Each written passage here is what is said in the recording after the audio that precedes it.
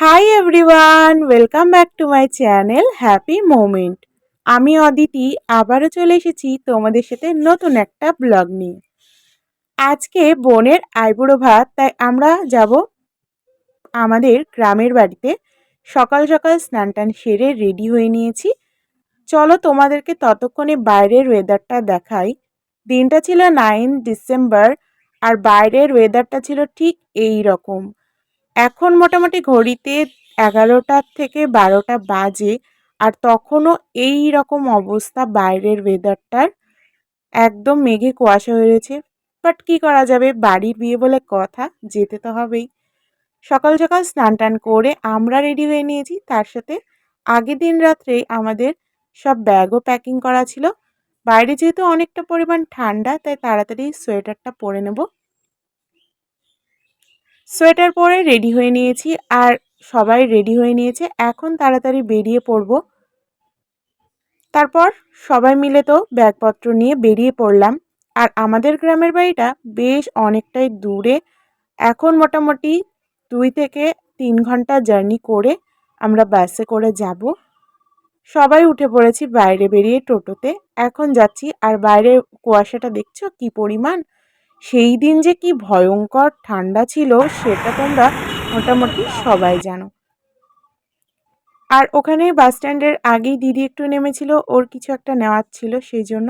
আর এখন আমরা বাস স্ট্যান্ডে এসে টোটোয় করে অপেক্ষা করছি দিদির আসার জন্য।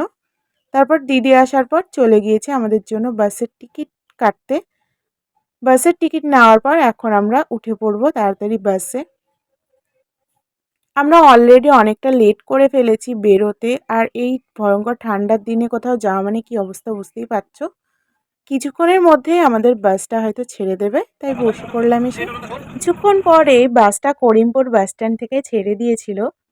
সেই নবদ্বীপ গিয়েছিলাম কয়েক মাস আগে, আর আজকে অনেক দিন পর আবার এতটা জার্নি করে কোথাও যাচ্ছি। বাসে করে অনেকটা রাস্তা জার্নি করতে আমার তো বেশ ভালোই লাগে। তবে আজকে বাসে ওঠার পরেই হঠাৎ করে আমার এতটা পরিমাণ শরীর খারাপ করছিল যে আমার ভীষণ অসুবিধে হয়েছে পুরো রাস্তাটা যেতে। তার ওপরে আজকের বাসটা এত স্লো ছিল, আমাদের পৌঁছতেও অনেক লেট হয়ে গিয়েছিল। 4:30 বেজে গিয়েছিল। বাস থেকে নেমেই উঠে পড়েছিলাম টোটোতে। টোটোয় করে এখন আমাদের গ্রামের বাড়ি পৌঁছতে মোটামুটি আধা ঘন্টার উপরে লাগবে। এখন টোটোয় করে আমরা যাচ্ছি। আর গ্রামের পরিবেশ তো বুঝতেই পারছো, দুই দিকে ফাঁকা মাঠ, কি কত সুন্দর সর্ষের চাষ হয়েছে। দেখতে দেখতেই পৌঁছে গিয়েছিলাম আমরা আমাদের গ্রামের বাড়িতে। সচরাচর গ্রামের বাড়িতে আমাদের আসাই হয় না। 3.5 বছর পর গ্রামের বাড়িতে আসলাম, তাও আবার বাবাকে ছাড়া। তাই বাবার কথা ভীষণ মনে পড়ছিল, তার সাথেও মনে পড়ছিল আমার ঠাম্মির কথা। আর ওখানে পৌঁছেই দেখছি খুব ভিড়। তো ভেতরে গিয়ে দেখছি বোনের সবেমাত্র আইবুড়ো ভাত দেওয়া হচ্ছে। আমি ভেবেছিলাম আমাদের এতটা লেট হয়ে গেছে আমি হয়তো কিছুই দেখতে পাবো না। তবে ওখানে পৌঁছে দেখছি না, তখন সবেমাত্র বোনকে আইবুড়ো ভাত খাওয়াতে বসানো হয়েছে। আর এখানে কাকিমার পিসি দুজন মিলে ওকে আইবুড়ো ভাত খাইয়ে দিচ্ছে। আমি ওখানে দাঁড়িয়ে কয়েকটা ফটো বোনের আর কয়েকটা ভিডিও ক্লিপ নিয়ে নিলাম। এতটা রাস্তা জার্নি করে এসেছি, তাই দেখতেই পাচ্ছ চুল টুল কেমন একটা হয়ে গিয়েছে। তাতে আবার আমার আজকে শরীরটাও একটু খারাপ করছিল। এটা বোনের লাস্ট আইবুড়ো ভাত, তাই কাকিমা নিজে হাতে করে ভালোবেসে খাইয়ে দিচ্ছে বোনকে। এখন মোটামুটি ঘড়িতে বাজে 4:45 মতন, তাই ঘরে এসে ব্যাগপত্র রেখেই আমরা সবাই একটু ফ্রেশ হয়ে নিলাম, কারণ অনেকটা পথ জার্নি করে এসেছি। আর ফ্রেশ হতেই দেখছি কাকিমা আবার আমাদেরকে মিষ্টি পায়েস এগুলো দিয়ে গেল। পায়েস মিষ্টিটা খাওয়ার পর হাত মুখ ধুয়ে পিসি এসেছিল গল্প করতে করতেই। সন্ধেবেলায় আবার কাকিমা এসে আমাদেরকে দিল সিঙাড়া মিষ্টি। এখন আমরা বসে বসে ওটাই খাচ্ছি। তার সাথে আমার বোনের অনেক দিনের আবদার রয়েছে একটা, সেটার জন্য সবকিছু গুছিয়ে দিয়ে গেছে। ওর অনেক দিনের ইচ্ছে, ওর বিয়েতে ও পান পাতায় কলকা বানাবে। তাই এখন দিদিকে সবকিছু গুছিয়ে দিয়ে গেছে, আর দিদি বসে পড়েছে পান পাতায় কলকা করতে। আমার দিদি না আলপনা কলকা ডিজাইন এগুলো বেশ ভালোই পারে, তাই ওকে দিদিকে বারবারও জিজ্ঞেস করেছে যে তুই পারবি, দিদি বলেছে ঠিক আছে তুই সব কিছু ম্যানেজ করিস, আমি করে দেবো। আর এই যে আমাদের মিষ্টি ব্রাইডও চলে এসেছে, এতক্ষণে ওর সাথে দেখা হলো।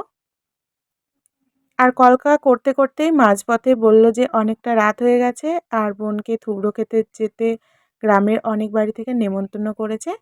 কাকিমা বলল সবাই মিলে এখন বোনকে নিয়ে সেই বাড়িগুলোতে যেতে, তাই আমরা সবাই এখন বেরিয়ে পড়েছি বোনকে নিয়ে সেই বাড়িগুলোয় যাব বলে। আর বাইরে বেরিয়ে দেখছি এখানে দিদি আবার মেহেন্দি পড়ছে আর আগের দিন রাতেই বিয়েবাড়ির সব ডেকোরেশন রেডি হয়ে গিয়েছে। আমি আবার বোনকে বললাম চল তোর একটা ট্রানজিশন ভিডিও করে নিই। তার সাথে বোন আবার বলল আমাকে একটা দুটো ছবি তুলে দে পিসির সাথে, তারপর ওর সিঙ্গেল কয়েকটা ফটো তুলে দিলাম। আর এখানে সবাই জড়ো হয়ে গিয়েছে যারা যারা আমরা যাব। তারপর সবাই মিলে বেরিয়ে পড়লাম। গ্রামের না একটা নিয়ম আছে, যার বিয়ে হয় তাকে নেমন্তন্ন করে থুবড়ো দেওয়া হয়, মানে মিষ্টি খাওয়ানো হয়। কেউ জানা যাও, আমি যাচ্ছি, ঠিক আছে? ভালো জায়গায় এসে দেখা মুখটা ওইভাবে দেখালে হয়? হ্যাঁ, এরম করে দেখাতে হয়। ব্রাইড এসে বসেও পড়েছে। তোমরা কথা শুনে তো বুঝতেই পারছো যে আমি ব্লগ করি বলে সব ছোট ছোট ভাই বোন আর তার সাথে বোনের কয়েকটা বান্ধবী ওরা আবার ব্লগে হাই করছিল। প্রথম বাড়িতে গিয়ে কাকিমা বোনকে ধান দুব্রু দিয়ে আশীর্বাদ করার পর মিষ্টি খাইয়ে দিল। কাকিমা আরেকটু মিষ্টি বোনকে জোর করে খাওয়াতে যাচ্ছিল, বোন তো খায়নি। আর বোনের প্লেটে যে মিষ্টিগুলো ছিল সেগুলো নাকি যারা সঙ্গে যায় তাদেরকে খেতে হয়, তাই কাকিমা দিয়েছিল। আমি মিষ্টি খাবো না, আমি একটা মিষ্টিও নিইনি। না, সিঙ্গাড়া খাইছি তখন আমি। মিষ্টি খেতে একদমই ইচ্ছে করছিল না, কারণ আমি এসে থেকে দুটো তিনটে মিষ্টি খেয়ে নিয়েছি, তাই একদমই ইচ্ছে করছিল না। আমি বললাম আমি মিষ্টি নিমকি কিছুই খাবো না। ওই বাড়িটা থেকে বেরিয়ে আমরা পৌঁছে গিয়েছিলাম আরও একটা বাড়িতে বোনকে নিয়ে।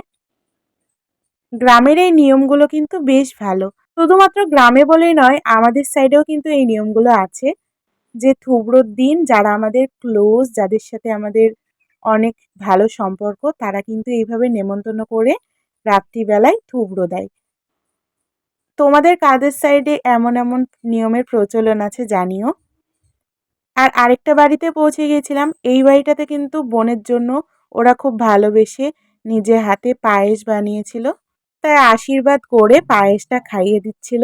যারা মিষ্টি খাচ্ছে তারা পায়েস খেতে হবে।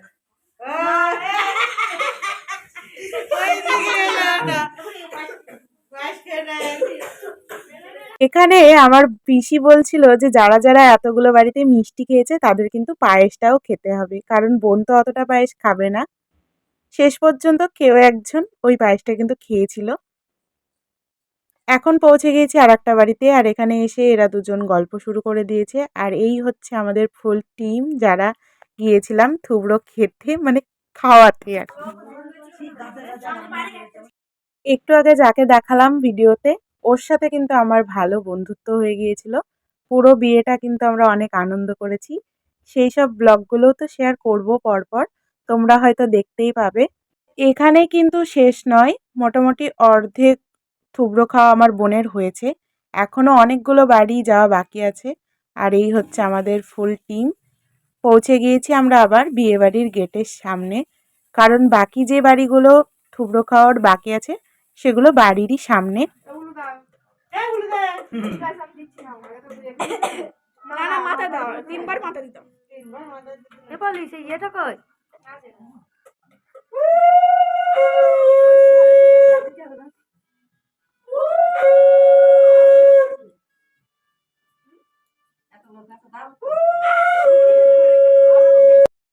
এদিকে চলছে বোনকে থুবড়ো খাওয়ানো, আর ওদিকে বাকি যারা ছিল তারা সবাই চলে গিয়েছে উপরে, ওদের নাকি গোপাল আছে সেটা দেখার জন্য। এখানে থুবড়ো খাওয়া হয়ে গেছে, এখন আমরা সবাই মিলে হাঁটতে হাঁটতে যাচ্ছি আরো একটা বাড়িতে। মাথা একদম নিচু করে রেখেছে, মাথা লজ্জা পাচ্ছে।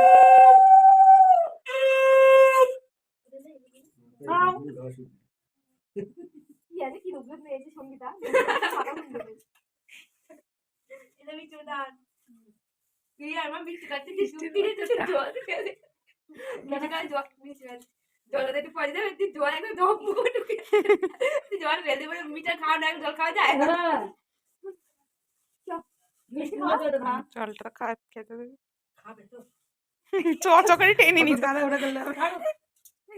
গল্প হাসাহাসি করতে করতেই বোনের থুবড়ো খাওয়ার পর্ব মোটামুটি শেষের দিকে।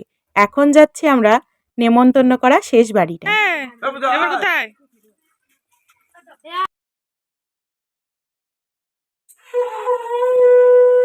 হ্যাঁ, বা হাত দিয়ে ধান আর ডুবলো না।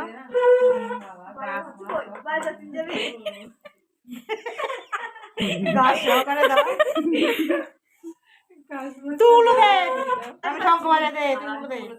ঠিক আছে, বলে দিচ্ছি, ঠিক আছে। হ্যাঁ, তিনটা দিয়ে দাও।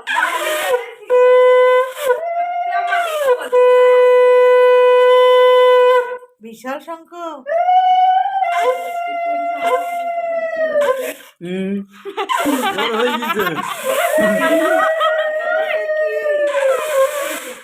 হয়ে গেছে আর বাজাতে হবে না এবার হচ্ছে না কেন খাওয়া দিন কি সুন্দর আমার ঘরেও ঠাকুর না কোন মিষ্টি খাবে না বলে এখানের বৌদিটা আবার বানিয়েছিল ওর জন্য লুচি আর ঘুগনি।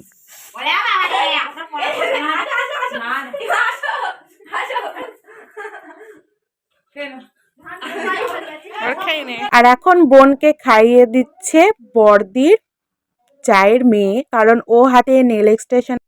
পলিকে তাহলে খাই দেওয়ার লোক লাগবে না। সঙ্গে কে যাবে? তুই যাবে? কে? না না বাবা। কে যাবে?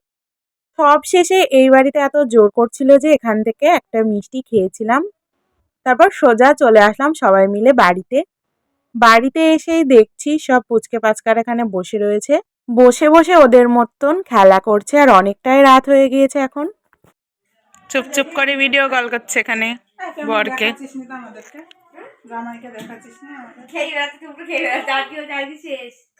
This is the art, the artist. যাই হোক, এত সুন্দর আর্টটা করার জন্য আপনাকে ধন্যবাদ। বাড়ি ফিরে এসেই বোনের পান পাতার কলকার যে কাজটুকু বাকি ছিল দিদি করে নিয়েছিল।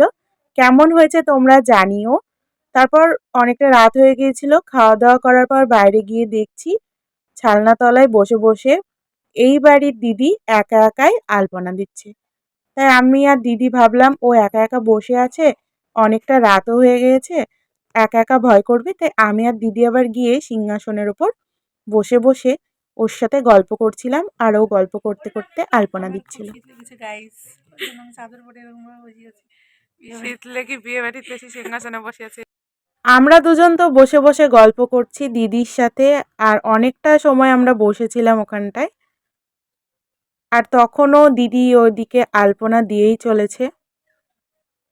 এই হচ্ছে আমার কাকুর বড় মেয়ে, মানে আমার দিদি। তারপর আমরা চলে এসেছিলাম ঘরে, অনেকটা রাত হয়ে গিয়েছিল, পরের দিন আবার ভোর ভোর উঠতে হবে, তাই এসে শুয়ে পড়েছিলাম। আজকের ব্লগটা কেমন লাগলো জানিও, ভালো লাগলে চ্যানেলটাকে সাবস্ক্রাইব করে দিও। নেক্সট পার্টগুলো খুব তাড়াতাড়ি আসছে। টাটা।